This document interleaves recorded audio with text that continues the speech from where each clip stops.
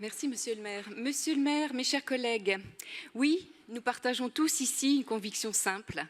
À Paris, aucun enfant ne devrait dormir à la rue. Mais aujourd'hui, la réalité est têtue.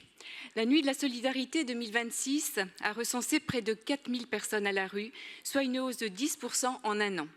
Et derrière ces chiffres, il y a des familles et donc des enfants. Cela signifie une chose très simple.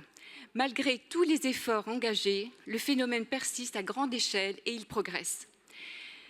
Alors, votre communication marque une évolution importante. La ville affirme désormais pleinement sa volonté d'agir, là où elle renvoyait auparavant essentiellement la responsabilité à l'État.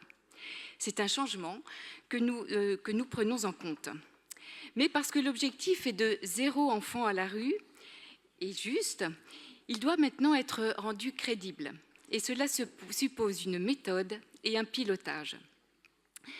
Cette méthode suppose d'abord de la transparence, c'est-à-dire publier régulièrement le nombre d'enfants à la rue, le nombre de mises à l'abri effectives, les accompagnements menés et les délais de prise en charge. Cela suppose également de travailler en concertation avec les maires d'arrondissement. Cette méthode suppose enfin d'agir à la bonne échelle. Votre communication reste étonnamment silencieuse sur l'échelle régionale et métropolitaine. Ni le SRHH, ni le plan métropolitain ne sont mentionnés, alors même qu'ils structurent l'action publique en matière d'hébergement et organisent la coordination entre les territoires. Or, penser que la réponse à la crise de l'hébergement peut être trouvée uniquement à l'intérieur du périphérique serait une illusion. Cette question dépasse Paris et appelle une réponse coordonnée à l'échelle du Grand Paris.